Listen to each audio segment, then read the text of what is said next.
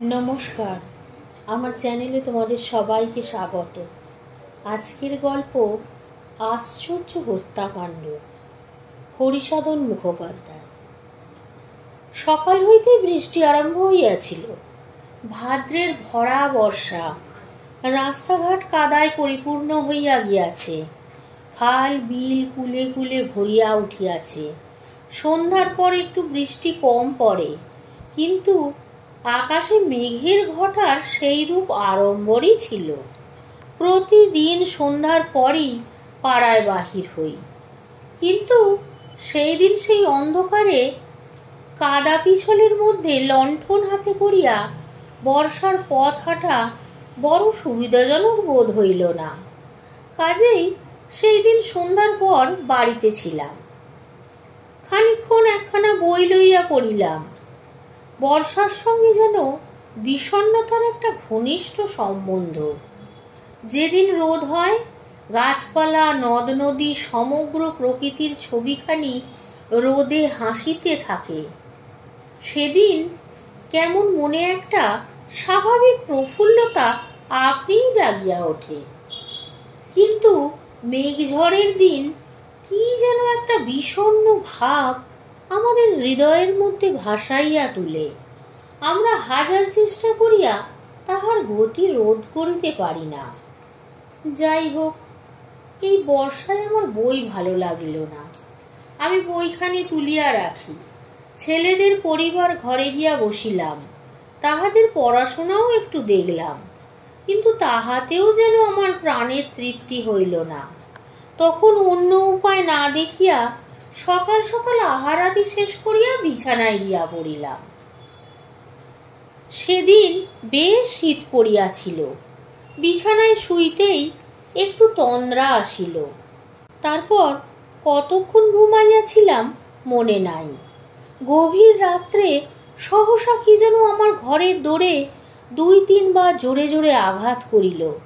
সেই আঘাতে আমার ঘুম ভাঙিয়া গেল বটে, কিন্তু ঘুমের ঘোর তখনও যায় নাই। আঘাতের উপর আঘাত।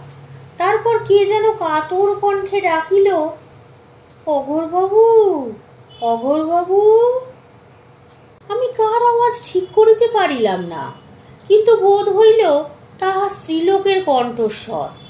আবার তাহা যেন ভয় পাওয়ার মতো। এত রাত্রে কোনো প্রতিবেশিনী হয়তো বিপদগ্রস্ত হইয়া আমার বাড়ি আসিয়াছে, এই ভাবিয়া আলো জ্বালিবার উদ্যোগ করিলাম। মাথার নিচে দেশলাই রাখা অভ্যাস ছিল। বিছানার ভেতর হইতেই হাত বাড়াইয়া আলো জ্বালিলাম। এবার বাহিরের দ্বারে আবার উপরি উপরি ২-৩ বার আঘাত হইল। বাহিরের ব্যক্তি বলিল, নবাবু, শিগগির দোর খুলুন, সর্বনাশ হইয়াছে। আমি তাড়াতাড়ি দোর খুলিয়া ফেলিলাম। আমি ভাবিয়াছিলাম আমার বাসার পাশে একটি হিন্দুস্তানীয় জ্যেষ্ঠ পুত্রের সংকটাপন্ন পীড়া। তাহার বাটির হয়তো কেহ হইবে, কেননা বাহিরের স্ত্রীলোক হিন্দুস্তানি ভাষায় কথাবার্তা কহিতেছিল। কিন্তু দোর খুলিয়া দেখিলাম সে সেই হিন্দুস্তানীয় দাসী নয়, আমার এক খুড়তুতো ভাইয়ের পরিবারভুক্তা দাসী। আমার বাসা হইতে তাহার বাড়ি ৪ রশি দূরে। আমার নিজের একটু পরিচয় দিই। আমি তখন দেওঘরে গিধরের রাজার অধীনে চাকরি করতাম। আমার বাসার সন্নিকটে, অর্থাৎ এক মহল্লার সীমানায়, আমার এক জ্ঞাতি ভাই থাকিতেন। তিনি মোটা মাইনে পাইতেন। এখন চাকরিতে ইস্তফা দিয়া পীড়ার জন্য অনেকদিন ধরিয়া বৈদ্যনাথে বাস করিতেছিলেন। দাদার বাড়ির দাসী নুরিকে সেই রাত্রে দেখিয়া আমি বলিলাম, নুরি, কি হইয়াছে বল দেখি, কিসের সর্বনাশ? দাদা ভালো আছেন তো? নুরি কাঁদিতে কাঁদিতে মাথা চাবড়াইয়া বলিল, নবাবু গো, তিনি থাকিলে আর সর্বনাশ কিসের? আজ রাত্রে কে তাহাকে খুন করিয়া গিয়াছে। খুন? বলিস কি? খুন? কে এমন সর্বনাশ করল? হা ভগবান! আমি আর অপেক্ষা করিলাম না, নুরিকে বলিলাম, আমার চাকর খোদাই তোর সঙ্গে যাইতেছে, তুই থানায় গিয়া খবর দে, আমি বাড়ির দিকে যাই। নুরি চলিয়া গেল। আমি তাহাকে আরো কিছু জিজ্ঞাসা করাও প্রয়োজন বোধ করিলাম না। তখন আমার মাথার ভিতর আগুন জ্বলিতেছে। আমি অন্য এক চাকরকে জাগাইয়া হুঁশিয়ার থাকিতে বলিয়া ঘটনাস্থলে উপস্থিত হইলাম। রাস্তাঘাট কাদায় পরিপূর্ণ বলিয়া সেখানে পৌঁছইতে আমার 5-7 মিনিট অধিক বিলম্ব হইল। আমি একেবারে বাড়ির ভেতরে গেলাম। প্রথমেই সম্মুখে আমার ভাতৃজায়া, তিনি মূর্ছিত হইয়া পড়িয়া রহিয়াছেন। তাহার 2 কন্যা, একটি 10 বৎসরের, অপরটি 7 বৎসরের, তাহার মুখের উপর পড়িয়া মা মা কথা কও বলিয়া কাঁদিতেছে। 2-3টা দাসী পাখার বাতাস ও জলের ছিটা দিতেছে, কিছুতেই চেতনা হইতেছে না। সেবারের ঘরদোর আমার সবই জানা ছিল। আমি একটি ঘরে ঢুকিয়া কোনো তীব্র গন্ধযুক্ত জিনিস লইয়া তাহার নাসিকার কাছে ধরিলাম। ক্রমে তাহার চেতনা হইল। তিনি আমার চিনিতে পারিয়া মাথার কাপড় টানিয়া দিয়া আমার সর্বনাশ হইয়াছে বলিয়া কাঁদিতে লাগিলেন। আমি তাহাকে যথাসাধ্য সান্ত্বনা দান করিলাম এবং ধরাধরি করিয়া লইয়া নিকটের একটি ঘরে শোয়াইলাম। বলিলাম, আপনি চিৎকার করিয়া কান্নাকাটি করিবেন না, পুলিশের লোক এখনই আসিবে।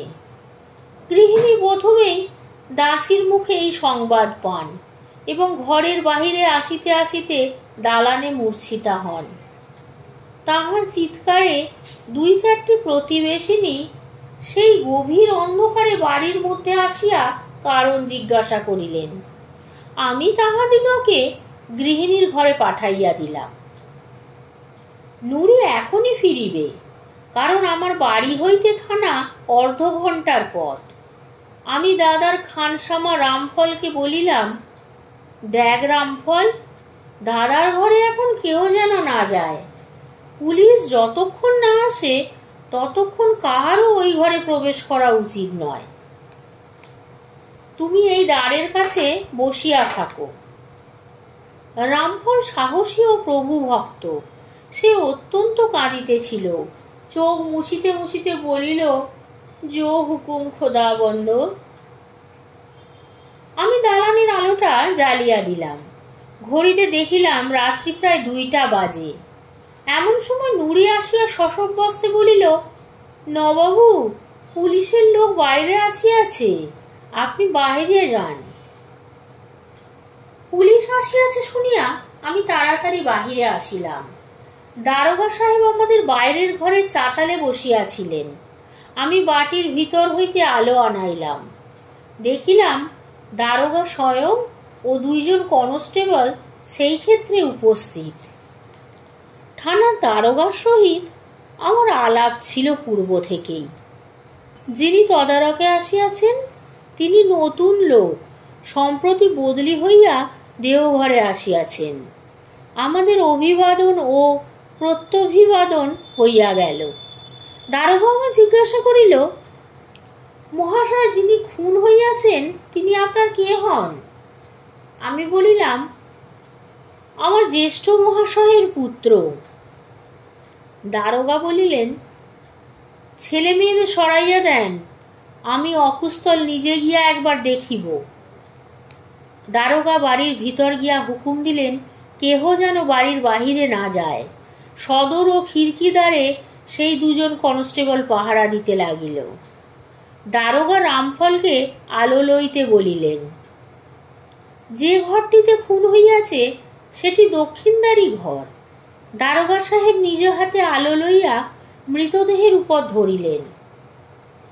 ওহো, সে ভয়ানক দৃশ্য আমি এক মুহূর্তের জন্য দেখিয়াছিলাম, আজও তাহা আমার মনে জাগিতেছে। মৃতদেহের গলা কাটা, তাহা হইতে অজস্র ধারে রক্ত পড়িয়া বিছানা ভাসাইয়া গিয়াছে। চক্ষু দুটি মুদ্রিত, মুখ হাঁ করা, মুখে কি যেন একটা যাতনার চিহ্ন। মৃত ব্যক্তির গায়ে একটি মেরজাই ও একটি পিরান ছিল। মেরজাইয়ের বাঁদিকের পকেটটির জেব উল্টানো। তাহার ডান হাতের মুঠোর ভিতর একখানি খুর। খুরখানি তিনি ডান হাতে ধরিয়াছিলেন বটে, কিন্তু তাহা মুষ্টিবদ্ধ নহে। দারোগা বিশেষ করিয়া আহত ব্যক্তির মুখের দিকে আলো ধরিয়া খুব সাবধানতার সহিত ৩-৪ বার দেখিলেন। তারপর ঘরের জিনিসপত্রের দিকে তাহার নজর পড়িল। সেই ঘরের আসবাবের মধ্যে একটি কাপড়ের দেরাজ, একটি কাচের আলমারি ও 2টি সিন্দুক। ঘরের জিনিসপত্র যে এইরূপ ভাবে যেখানে ছিল ঠিক সেই রূপেই আছে। একটি টুলের উপর নানারূপ ওষুধের শিশি, মেঝের উপর একটি অর্ধভাগ জলে পরিপূর্ণ উচ্ছিষ্ট গ্লাস ও ভুক্তাবশেষ দুগ্ধ বিশিষ্ট একটি দুধের বাটি। একটু মনোযোগের সহিত তদারকে দেরাজগুলি বিশেষ পরীক্ষা করায় তাহার অন্য সকলগুলোই বন্ধ আছে দেখা গেল। কেবল বাঁ ধারের সকলের নিচের টানাটির চাবি খোলা। অপরগুলির চাবির জন্য অনুসন্ধান করা হইল, কিন্তু পাওয়া গেল না। গৃহিণীকে জিজ্ঞাসা করা হইল, তিনি বলিয়া পাঠাইলেন চাবি কর্তার কাছেই থাকিত, তিনি বালিশের নিচে বা কোমরে রাখিতেন। বালিশের নিচে বা কোমরের ঘুনসি দেখা হইল, চাবি পাওয়া গেল না। চাবি না পাওয়াতে দারোগার মুখ গম্ভীর ভাব ধারণ করিল। তিনি সেই খোলা টানাটি একবার খুলিয়া পুনরায় বন্ধ করিয়া সেইখানে বসিলেন। ঘরের পশ্চিম দিকে একটি পাশ দোয়ার ছিল। এই দরজাটিতে সর্বদা ভেতর হইতে খিল ও বাহির হইতে চাবি দেওয়া থাকিত, কখনো এ দ্বার খোলা হইত না। দারোগা সাহেব তালাটি বিশেষ করিয়া দেখিলেন, তাহাতে চাবি ঘুরানোর কোনো দাগ নেই। দোরের খিলের উপর কেবল স্থানে স্থানে ধুলো ময়লা ঝরিয়া পড়িয়াছে।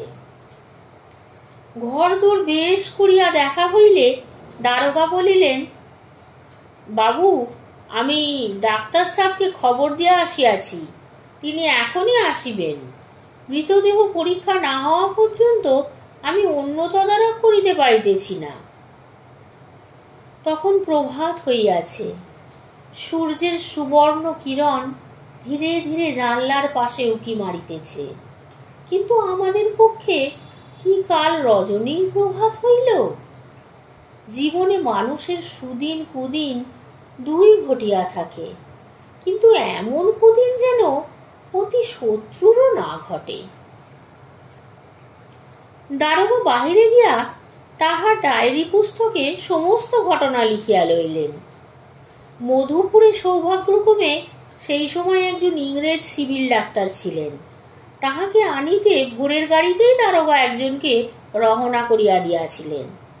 সকাল 8টার সময় কলকাতা হইতে যে গাড়ি আসে তাহাতেই সাহেবের আসার সম্ভাবনা ছিল।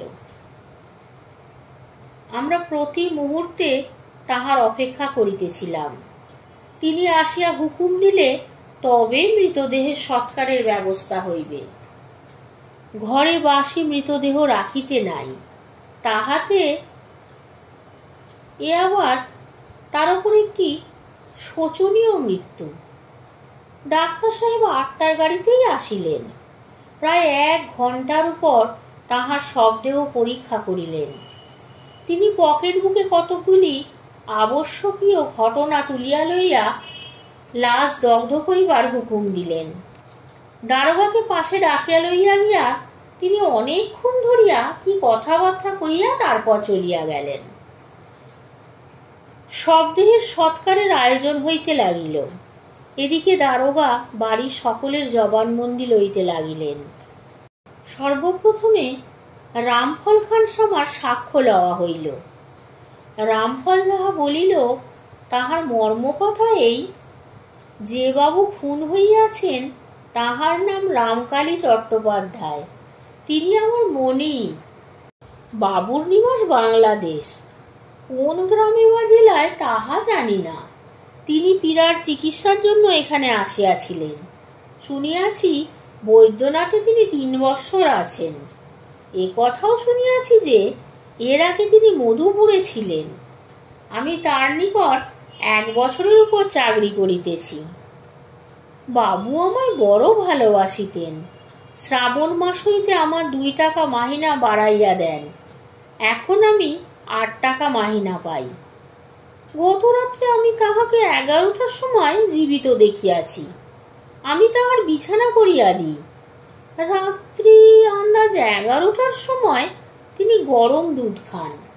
প্রতিদিনই রাত্রে গরম দুধ খাইয়া শুইয়া থাকেন, অন্য কিছু খান না। তবে নিতান্ত ক্ষুধা পাইলে 2-1খানা লুচি, একটু তরকারি ও মিজরির গুঁড়ো খান। আমি যতদিন শুনিয়াছি ততদিন বাবুকে পীড়িত দেখিতেছি। তাহার শুল বেদনার মতো কি যেন একটা বেদনা মাঝে মাঝে ধরিত, তাহাতে তিনি বড় কাতর হইয়া পড়িতেন। মাসে 1 বা 2 বার এই বেদনা ধরিত। ওষুধ 12 মাসই চলে। বাবু কোনো রকম নেশা করিতেন না, তামাক পর্যন্ত সব সময় খাইতেন না। যখন শুল বেদনা বাড়িত তখন সেই সঙ্গে মাথা ঘোরার ব্যারামও হইত। পীড়ার যন্ত্রণায় বাবু এক একদিন বলতেন, রামফল, আত্মহত্যা করিতে নাই, কিন্তু আমার আর যাতনা সহ্য হয় না। সে অনেক দিনের, অর্থাৎ 2 মাসের কথা। তারপর আরো 2 বার সেই রূপ বেদনা ধরে। প্রায় মাসাবধি আর সেই বেদনা ধরে নাই। বাবুর টাকা কড়ি কোথায় থাকে তা জানি না। তিনি চাকরদের সে সম্বন্ধে বিশ্বাস করিতেন না। গিন্নিময় হয়তো জানেন তাহার চাবি ও টাকা কড়ি কোথায় থাকে। মাসে মাসে কলিকাতা হইতে তাহার ডাকে 200-300 টাকা আসে। কখনো কখনো বা বাবুর এক ভাগ্নে দেশ হইতে টাকা আনিয়া দিয়া যান। সেই টাকায় শুনিয়াছি সংসার খরচ, চাকর বাকরদের মাহিনা প্রভৃতি দেওয়া হইত।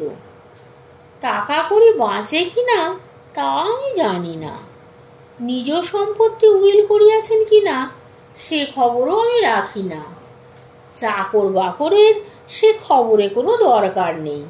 মাঝে একদিন একজন উকিলবাবু আসিয়াছিলেন। তিনি একদিন এখানে ছিলেন, তাহাতে উইলের কথা শুনিয়াছি। আমার পর বাবুর ঘরে কাল রাত্রে গিন্নিমা গিয়েছিলেন। তারপর নুড়ি দাসী বাবুর মশারি ফেলিতে গিয়াছিল। নুড়িও আমি এক দালানেই শুই। সেই দালান বাবুর কামরার খুব নিকটে। রাত্রে ডাক পড়িলেই আমাদের উঠিতে হয়। তারপর নুড়ি দাসীর জবানবন্দি আরম্ভ হইল। নুড়ি বলিল, আমি বাবুর পশ্চিমে আসা হইতে তার কাছে চাকরি করিতেছি। গৃহিণী ও বাবু আমায় সকল চাকরদের অপেক্ষা স্নেহ করেন। আমি সামান্য দাসী হইলেও আমার মনিবেরা আমায় সকল চাকরের চেয়ে মাইনে বেশি দেন। গৃহিণীর শরীর সবসময় ভালো থাকে না, কাজেই সংসারের সকল কাজকর্ম সব আমার হাতে। এতদিন আমি এখানে চাকরি করছি, কিন্তু মনে হয় না মনিব কখনো আমায় তিরস্কার করেছেন কিনা। কালকে রাত্রি 11টা পর্যন্ত আমি তার ঘরে ছিলাম। বাবু রাত্রে কিছুই খেতেন না। একটুখানি দুধ তার জন্য ঢাকা দেওয়া থাকতো। সেই দুধটা যখন খাবার দরকার হতো তখন গরম করে দেওয়া হতো। কোনোদিন গিন্নিমা দিতেন, কোনোদিন বা আমিও দিতাম। কোনোদিন বা বাবু দুধ নিয়ে যাওয়া মাত্রই খেতেন। কাল রাতে তাই করেছিলেন। চাকরদের মধ্যে আমার উপর তার বেশি বিশ্বাস ছিল। আমায় মাঝে মাঝে সিন্দুকের চাবি খুলতে দিতেন, তবে নিজে বসে থাকতেন। গত রাত্রে আমি সদর ও খিড়কি দরজা পরীক্ষা করে শুয়েছিলাম। প্রতিদিনই এরূপ করি। কোনোদিন বা আমি করি, কোনোদিন বা রামফল করে। কাল আমি শোয়া মাত্রই ঘুমিয়ে পড়েছিলাম। রাতে কোনো শব্দ শুনি নাই। বাহিরের লোকেই অবশ্য খুন করেছে, এই আমার দৃঢ় বিশ্বাস। তবে কি করে সে লোক বাড়ির ভেতর ঢুকলো তা জানি না। ইহার পর নুরি আর কিছু বলিতে পারিল না, চোখে বস্ত্র দিয়া কাঁদিতে লাগিল। নুরির পর কর্ত্রী ঠাকুরানীর জবানবন্দি হইল। তিনি তখনও ভারী অসুস্থ ও শোকে অত্যন্ত কাতর হইয়া পড়িয়াছেন। কাজেই তাহাকে আর বেশি কথা জিজ্ঞাসা করা হইল না। এখানেই জবানবন্দি শেষ হইল। দারোগা সাহেব বিদায় লইলেন। খুনের তদারক করিয়া আসিলাম বটে, কিন্তু খটকা ভাঙিল না। এমন কোনো প্রমাণ পাইলাম না যাহাতে খুনের কিনারা হয়। সদরে রিপোর্ট করিলাম। হুকুম আসিল, যে রূপেই হোক অপরাধীকে হাজির করানো চাই। আমার তো দিন আর কাটে না, মনে বড়ই দুর্ভাবনা রইল। কিন্তু দয়াময় ঈশ্বর, যিনি অপরাধীর গুপ্ত অপরাধের সকল কার্যই দেখিতে পান, একদিন তাহার করুণা অদ্ভুত উপায়ে দেখিতে পাইলাম। যে খুনের কিনারা করিতে আমি কেন, আমা অপেক্ষা অধিক তীক্ষ্ণ বুদ্ধি কর্মচারীও সফল হইতে পারিতেন না। আশ্চর্য উপায়ে আমি তাহার গূঢ় রহস্য ভেদ করিলাম। বাবুর মৃত্যুর পর তাহার পরিবারবর্গ দেশে চলিয়া গিয়াছেন। চাকর বাকরদের জবাব হইয়াছে, এ কথাও শুনিয়াছি। একদিন একটু কাজ করাতে আমার দানাপুরে যাইতে হইয়াছিল। কাজ সারিয়া আমি কাশির গাড়ির অপেক্ষায় স্টেশনে আসিলাম। স্টেশনের টিকিট ঘরের কাছে অনেক লোক ভিড় করিয়াছিল। কেহ বা টিকিট কিনিতেছে, কেহ বা পয়সা গুনিতেছে, কেহ বা গাঁডরি বাঁধিতেছে, কেহ বা তামাকু খাইতেছে, কেহ বা খালি ডাকাডাকি হাঁকাহাঁকি লাগাইয়াছে। আমি সেই জনতার পাশ কাটাইয়া যাইবার সময় দেখিলাম নুরি দাসী একটা জোয়ান বদখত চেহারার হিন্দুস্তানির সহিত টিকিট ঘরের পাশের একটা কামরার সম্মুখে দাঁড়াইয়া কি ফিসফিস করিতেছে। কোনো লোককে সেই দিকে আসিতে দেখিলেই সে কথাবার্তা বন্ধ করিতেছে। বলিতে পারি না কি কারণে তাহার উপর আমার বড় সন্দেহ জন্মাইল। তাহাদের অবস্থা দেখিয়া বুঝিলাম কলিকাতায় যাইবার জন্য তাহারা গাড়ির অপেক্ষা করিতেছে। আমি আর তাহাদের দেখা না দিয়া অলক্ষ্যে সঙ্গ লইলাম। গাড়ি আসিল, গাড়ি ছাড়িল। সময় ও রেলের গাড়ি কাহারও মুখ চাইয়া থাকে না। আমরা গাড়িতে উঠিয়াছিলাম বেলা 5:30টার সময়। গাড়ি যখন মোকামা ছাড়িল তখন মধ্যরাত্রি অতীত হইয়া গিয়াছে। আমি যে কামরায় ছিলাম তাহার পাশের বেঞ্চিতেই নুরি ও তাহার সঙ্গীটি বসিয়াছিল। ঘটনাক্রমে তাহাদের গাড়ি খালি হইয়া পড়িল। কেবল তাহারা দুইজনেই সেখানে বসিয়া।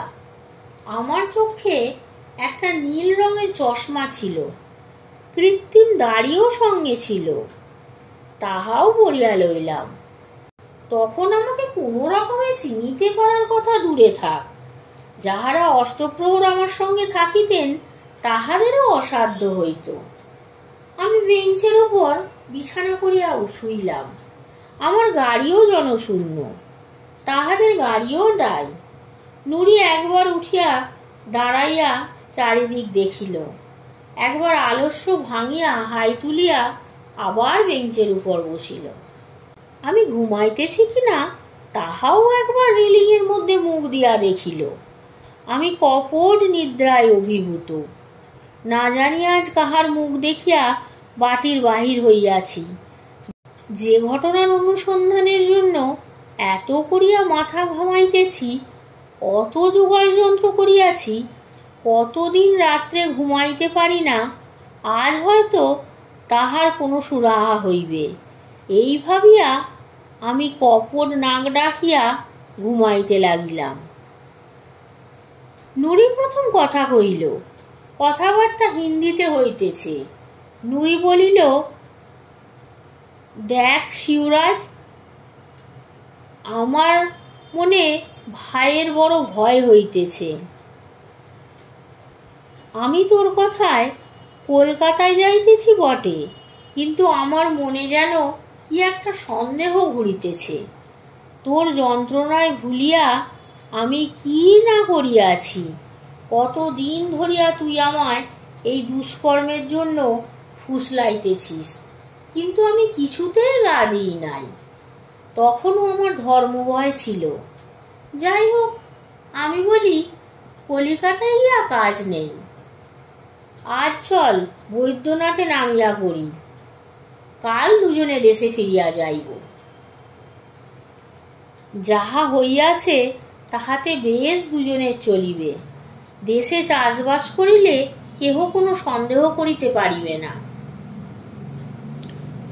সেই দুরন্ত চেহারা হিন্দুস্তানিটা বলিল, দেখ নুরি, তুই বড় বোকা। তোর ও রামফলের পিছনে এখনো পুলিশ লাগিয়া রইয়াছে। যেখানেই যাস না কেন তুই, তোর নিস্তার নেই। তোর হৃদয়ে দিন দিন সাহস হারাইতেছে। কোন দিন তুই কি করবি কিছুই জানি না। আমার কথা শোন, রামফল দেশে চলিয়া গিয়াছে। তুই আমার সঙ্গে কলকাতায় চল। সেখানে বড় বাজারে আমার আই থাকে, সেখানে দুজনে বেশ থাকিব। নুরি কিছুক্ষণ ভাবিল, পরে ধীরে উত্তর করিল, আচ্ছা, যখন তোর কথা শুনিয়া এত দূর করিয়াছি, তখন শেষেও তোর কথা মতো চলিব, যা থাকে অদৃষ্টে। কিন্তু দেখ শিবরাজ, টাকাগুলি কিন্তু আমার কাছে থাকিবে, তোকে আমার অধীন হইয়া চলিতে হইবে। শিবরাজ বলিল, টাকা তোর কাছে থাকিয়া কি হইবে? মেয়ে মানুষের কাছে অত টাকা থাকিলে লোকে সন্দেহ করিবে। টাকা এখনো আমার কাছে, তখনও আমার কাছে। যা বলি নুরি, কেবল তোর ভালোর জন্যেই বলি। আমার কথা শুনিস, আমার কথায় অমত করলেই তুই টুস করিয়া মারা পড়িবি। টাকার বন্দোবস্তে নুরি কিছু বেশি উত্তেজিত হইয়া উঠিল। বলিল, না না, তা হইবে না। আমি এত কষ্ট করিলাম, কত বড় একটা দুষ্কর্ম করিলাম, কিন্তু তার ফলভোগী তুই কেন হইবি? আমি যদি টাকা জোগাড় করিতে পারি, তবে তাহা কি রাখিবার ক্ষমতা আমার নাই? টাকা করি আমার কাছে দে। তোর উপর আমার সন্দেহ হইতেছে। মোর পাজি, তোর কি কিছু বুদ্ধি নাই? যদি অমন্তর ব্যবহার করিস, তবে এখনই তোকে পুলিশে ধরাইয়া দিব। পুলিশে ধরাইয়া দিব কথাটায় নুরি বড় জ্বলিয়া উঠিল।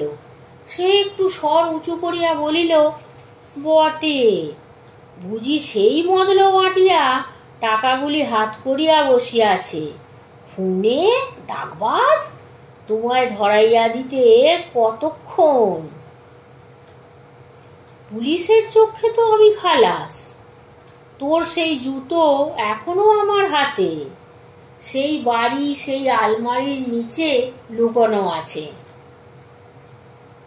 পাজি বেঈমান, যদি কিছু বাড়াবাড়ি করিস, আমার টাকা না দিস, তবে এখনই তোকে ধরাইয়া দিব। এমন সময় আমি কপর নিদ্রাভঙ্গ করিয়া উঠিয়া বসিলাম। মনে মনে ভগবানকে অসংখ্য ধন্যবাদ দিলাম। এতদিন যাহার জন্য ঘুরিয়াছি, আজ তাহার অনুসন্ধান হইল। এইভাবে আমার মন আনন্দে নাচিতে লাগিল। কিন্তু তখন আনন্দ করিবার সময় নহে। কি করিলে ইহাদের আয়ত্ত করা যায়, তাহার উপায় ভাবিলাম। আমাকে উঠিতে দেখিয়া তাহারা দুজনেই কথা বন্ধ করিল। একেবারে চুপ, একেবারে মুখের আশ্চর্য ভাব পরিবর্তন, যেন কোনো কিছুই ঘটে নাই। আমি তাহাদের এই চাতুরি দেখিয়া মনে মনে হাসিলাম। গাড়ি গিধর ছাড়াইল, নওয়াদিতে আসিল। নওয়াদিতে নামিয়া বৈদ্যনাথে একখানা টেলিগ্রাম করিল, যেন স্টেশনে প্ল্যাটফর্মে 4 জন পুলিশ প্রহরী প্রস্তুত থাকে। কিন্তু গাড়িতে উঠিয়া দেখি সর্বনাশ, তাহারা দুজনেই নামিয়া গিয়াছে। আমার সকল আনন্দ তখনই ঘোর নিরানন্দে পরিণত হইল। কেন টেলিগ্রাম করিতে নামিয়াছিলাম ভাবিয়া আপনাকে শত শত ধিক্কার দিতে লাগিলাম। নিজের বুদ্ধির দোষে সব নষ্ট করিলাম ভাবিয়া বড়ই আফসোস হইল। আমি বিদ্যুৎ গতিতে সকল গাড়িগুলি দেখিলাম। শেষে দেখি একখানি মেয়ে গাড়িতে নুড়ি উঠিয়া বসিয়াছে ও তাহার পাশের গাড়িতে সেই শিবরাজ। এবারে আমি খুব সাবধানে তাহাদের সঙ্গ লইলাম। তাহারা আমায় আর দেখিতে পাইল না, কিন্তু আমি তাহাদের সব দেখিতে পাইলাম। গাড়ি যখন বৈদ্যনাথে আসিল তখন সকাল হইয়াছে। প্রভাতের স্নিগ্ধ বাতাস বড়ই মধুরভাবে বহিতেছে। সমস্ত রাত্রি জাগিয়াছি। প্রভাতের সেই স্নিগ্ধ বায়ু বড় ভালো লাগিল। প্ল্যাটফর্মে নামিয়াই দেখি হেড কনস্টেবল 4 জন পাহারাদার লইয়া আমার জন্য অপেক্ষা করিতেছে। আমি স্টেশন মাস্টারের ঘরে গেলাম। তাহাকে আমার পুলিশের চিহ্ন দেখাইয়া বলিলাম, যতক্ষণ না আমার আসামি গ্রেপ্তার হয় ততক্ষণ যেন গাড়ি না ছাড়ে।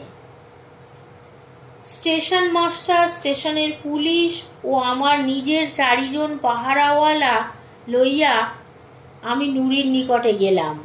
নুরিকে বলিলাম, তুমি বাহিরে আইসো। শিবরাজ ও নুরি সমস্ত ঘটনা বুঝিতে পারিল। আমার তখন আর দাড়িও নাই, সে চশমাও নাই। নুরি আমায় চিনিতে পারিয়া শিহরিয়া উঠিল। দেখিলাম শিবরাজ এই অবসরে পালাইবার চেষ্টা করিতেছে। আমি বলিলাম, খবরদার।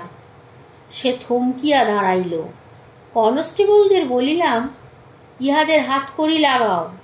তাহাই হইল। স্টেশনে লোকে লোকারণ্য। সকলেই হাঁ করিয়া এই দুজনের দিকে চাহিয়া রইল। আমি তাহাদিগকে গাড়ি করিয়া পুলিশ স্টেশনে পাঠাইয়া দিলাম। আদালতে মকদ্দমা হইয়া গিয়াছে। আমাদের পাঠকবর্গ হয়তো তাহার কি ফল হইল তাহা জানিতে উৎসুক। নুরি ও শিবরাজ উভয়ের মধ্যে কে দোষী তাহাও জানিতে তাহারা কৌতূহলী। আমি নিচে নুরির আদালতের জবানবন্দির খানিকটা তুলিয়া দিলাম। আমি স্বীকার করিতেছি, আমি সম্পূর্ণভাবে আমার প্রভুকে হত্যা করবার পাপে লিপ্ত। শিবরাজ আমার দেশের লোক, সম্বন্ধে ভগিনীপতি। তাহার প্রলোভনে পড়িয়া আমি আমার প্রভুকে হত্যা করিবার জন্য সহায়তা করিয়াছি। শিবরাজ প্রথম রাতে নিজের হাতে তাহাকে হত্যা করিতে যায়, আমি দিই নাই। তারপর দ্বিতীয়বারে তাহার উত্তেজনাতে আমি নিজ হস্তে প্রভু হত্যা করিয়া তাহার আলমারির চোরা কুঠুরি হইতে নগদ 700 টাকা অপহরণ করিয়াছি। আদালতের বিচারে আমার ফাঁসি হয়, এই প্রার্থনা। নুরি ও শিবরাজের ফাঁসি হইল না বটে, কিন্তু যাবজ্জীবন দ্বীপান্তরের আজ্ঞা হইল। আজকের গল্পটি এখানেই শেষ হলো। ধন্যবাদ।